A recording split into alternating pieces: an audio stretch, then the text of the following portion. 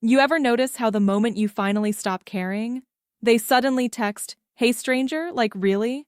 You ghosted me, rejected me, left me on red for 3 business days and a holiday, and now I'm a stranger?" What happened? Did you run out of people to ignore? Let's talk about it. Why do they always come back after rejecting you? Why does someone who once made you feel invisible suddenly pop back up like a Wi-Fi signal when you're not even trying anymore? Grab a snack, sit back, because I'm about to break it all down, with some laughs, some truths, and maybe even a plot twist or two. Act 1. The Disappearing Act. So here's how it usually goes. You meet someone, there's chemistry, you're texting, calling, maybe even hanging out. You start thinking, this could be something. You feel that little spark and you start to lean in, just a little, and right as you're leaning in, boom. They pull away. Maybe they say, "I'm not ready for something serious." Or, "I just need some space." Or my personal favorite, "It's not you, it's me." Which, let's be honest, really just means, it is totally you, but I don't want to say that out loud. So you're left there, emotionally confused, binge-watching Netflix, trying to figure out if you misread everything. Spoiler alert, you probably didn't. But now they're gone. Poof, like a magician with commitment issues. Act 2. The Ghosting Graveyard. Time passes. You heal. You move on.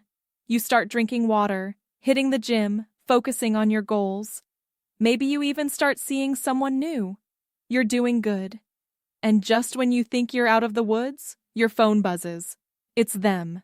That same person who once said, "I just don't see this going anywhere." The one who left you hanging, spinning, questioning your self-worth. They're back, acting like nothing happened. "Hey, how have you been?" "Oh, now you care?" This is what I call the return of the rejected. And trust me, it's a whole thing. Act 3. The Psychology of the Comeback. So, why do they come back? Let's break this down like it's a middle school science project. Reason. Number 1. Curiosity. You disappeared, you stopped chasing, you stopped texting them first, stopped watching their stories, stopped liking their thirst traps, and now their ego is confused. Wait, why aren't they into me anymore? Humans are funny. We want what we can't have, and once we have it, we sometimes don't know what to do with it. But take it away? Suddenly, it's the most interesting thing on earth. Reason number 2, their options didn't pan out. Look, sometimes they leave thinking there's something better out there, that the grass is greener, and sometimes they find out, nope, the grass was fake. It was turf. It came with drama and bad music taste. So what do? They crawl back to the last place they felt safe and wanted, you. Reason number 3, control. This one's subtle. But some people just like knowing they can come back. It's a power thing. They want to see if you'll still respond, still entertain them, still be an option. It's not always about love. Sometimes it's just about reassurance. Do I still have access to you? That's the real question they're asking. Reason number 4, you changed. You glowed up, emotionally, physically, mentally. You got stronger, more confident, and they noticed. Maybe you posted one fire photo, or you shared a quote that screamed, "I'm thriving," and suddenly, they're curious. They want to see what they missed out on, because nothing is more attractive than someone who doesn't need you anymore. Act 4. The Comeback Text. Decoded. Let's talk about the message they send when they return. It's usually something vague, like, "Hey, stranger, I was just thinking about you. Do you still have that hoodie I left at your place? I saw this thing and it reminded me of you." Classic, it's bait, and they're fishing. They want to see if they can hook you emotionally without offering anything real in return. Sometimes they won't even apologize. They'll act like nothing ever happened, as if ghosting you was a minor glitch in the universe, and now everything's normal again. But here's the trick. Don't take the bait, because 9 times out of 10, they're not coming back for the right reasons. They're coming back because you became unavailable, and that made you valuable. Act 5, Story Time. My friend Jake. Let me tell you about my friend Jake. Jake met a girl. Let's call her Emily. They hit it off, texting, hanging out, the whole deal. He was into her. Like, really into her. He even skipped watching a playoff game to hang out with her. That's how you know it's serious. But one day, she hit him with the "I'm not ready" message. So Jake, heartbroken, stepped back, focused on his career, started running, bought new clothes, glowed up, hard. 3 months later, Emily texts, "Hey, I miss your energy. You're what now?" Jake laughed, showed me the message, and asked what to do. I said, "Do you miss her? Or do you miss who you thought she was?" That's when it hit him. She didn't come back because she loved him. She came back because he leveled up, and she didn't want to be left behind. ACT 6, The Power Shift. Here's the secret no one tells you.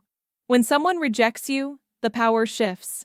You think you lost it all, but really, you just gained clarity. And when they come back, it's usually not because they suddenly saw your worth. It's because you did. You stopped waiting. You stopped hoping. You moved on. And that energy? It's magnetic. You became scarce. And in the world of dating, scarcity creates value. So don't let their return confuse you. You're not their backup plan. You're not their emotional safety net. You're not the person they get to keep on the shelf for rainy days. You're the prize. Always have been. Act 7, Laugh through the awkward. Now look, I get it. When they come back, part of you still feels something. That heart of yours doesn't just flip a switch. And there's a moment where you might wonder, should I give them another chance? Here's a tip. Ask yourself not how you feel, but how they made you feel. Did they make you feel secure, seen, respected? Or did they make you feel confused, disposable, and second best? Don't romanticize the return, especially if the original exit was full of red flags and emotional gymnastics. But hey, if you do decide to give it another shot, make sure it's from a place of strength, not loneliness. Act 8. The comeback isn't always about you.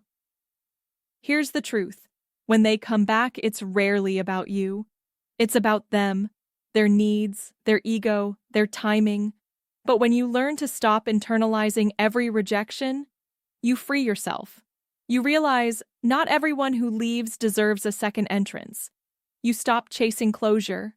You stop replaying conversations. You stop wondering what you did wrong.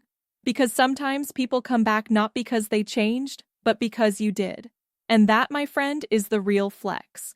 So next time someone pops back up like a ghost with amnesia, just smile. You don't have to block them, or send a long message, or even respond. Just know, they saw you glow up. They saw you thrive without them. And they couldn't resist checking in. But that doesn't mean you have to check back in with them. Remember who you are. Unbothered, unavailable, unapologetically moving forward. Because the real power, that's in knowing. You don't need them to come back. You already left. And that's the story they'll never forget.